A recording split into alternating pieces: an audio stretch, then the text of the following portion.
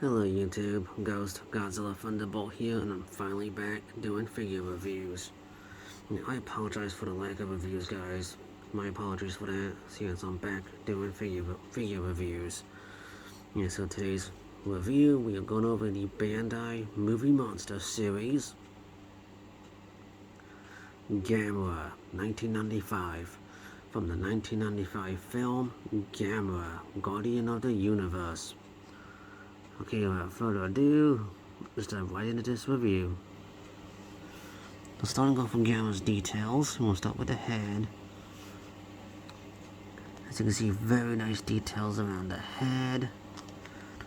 The top of the head is nicely well done. You can see nice little cracks and crevices, little spikes on the head.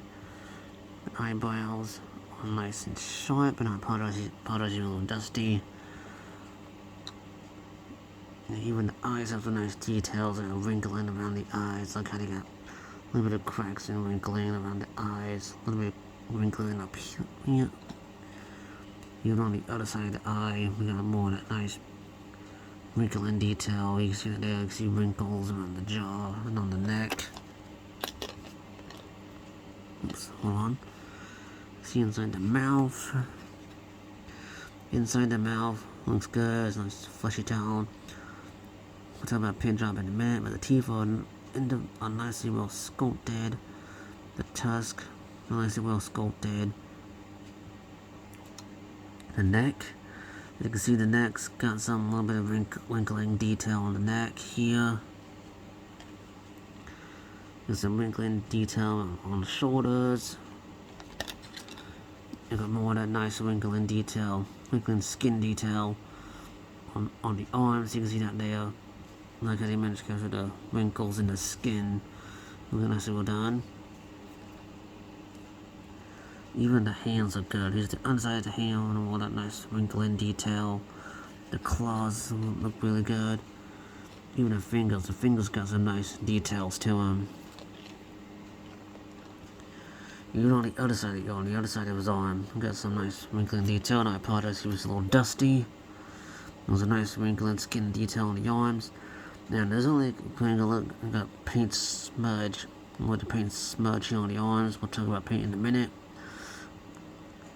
As you can see, more of that nice wrinkling detail here on the arms and the hands. Even more of that nice skin detail on the fingers.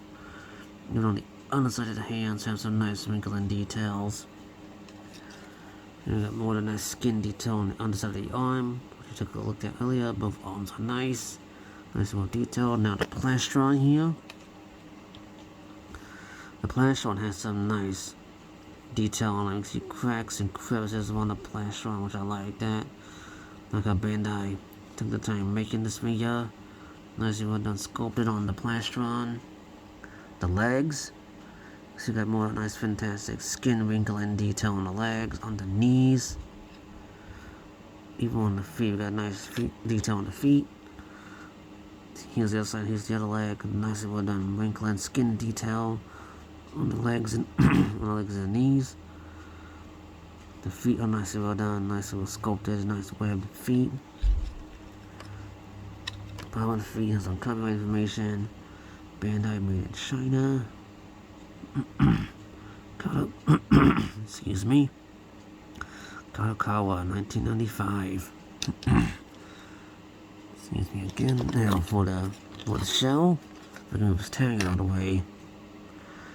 As you can see, the shell here, it's got some nice details. Got little bumps. It's got little bumps here on the shell, which is really nice. Even on the side of the shell, it's got some nice bumpy details. You can see right there. The shell has some nicely well done details, like how they did the shell. And the tail. Tail's got nice plating detail on the tail. And on the underside of the tail has some nice wrinkling detail. Now, for paint job, it took the nice time painting this figure. Took the time painting this figure. As you can see, we got white for the eyes, green irises, green forest. Paint job for the people, for the irises, black pupils.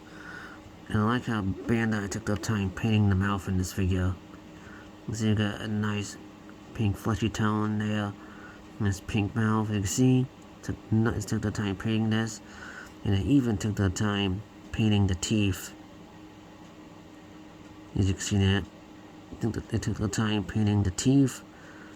And it took the time painting the tusk, which is like a redwood, dirty bone yellow. The teeth are dirty bone yellow. The plastron kind of has this brown wash on the plastron here. I like how they got that paint, the brown paint nicely applied on this figure. Nicely well done brown paint detail on the plastron. The claws have a nice dirty bone color, and the toes have a nice, well done, dirty bone colors, like a yellowish. But there's a little scuff right here on his toe. And the other hands have nice details. You see, this is what I mentioned earlier. Look right here on his hand. Got a little bit of paint slop right here on his hand. On his left hand here, you can see that. A little bit of paint slop. Yeah, so that doesn't bug me. Now, also guys, this is my second Gamera figure. Sorry about that. Trying to clear my throat out. Yeah, this is my second. Oh, come on now. My apologies, guys. You can see this is my second Gamera figure in my collection. The other Gamera I have is the SH Monster Arts Gamera 1996. Yeah, I don't have the original Bandai Gamera 1995 figure. I don't have that figure, but yeah, I'm still want to get more Gamera figures. I still want to get more Gamera figures. I'm still working on that. So yeah, this is my second Gamera figure I have owned, and I'm very happy to have him. Yeah, so anyways, articulation. Y'all gonna get articulation in the arms. See, articulation in both of the arms. Y'all gonna get articulation in the legs. Yep, and you're gonna get articulation in the tail. And the tail can rotate a full 360. So yeah, so you got 5 points. You got no articulation in the head. But there's a seam right down the head, but I will not recommend break that. So yeah. I will try and get other Gamera figures if I can, guys. Okay, now we'll see how this guy stacks up next to our other figures. Okay, yes, here he is next to the Bandai Boning Godzilla and Bandai Pink Tag Heisei Godzilla.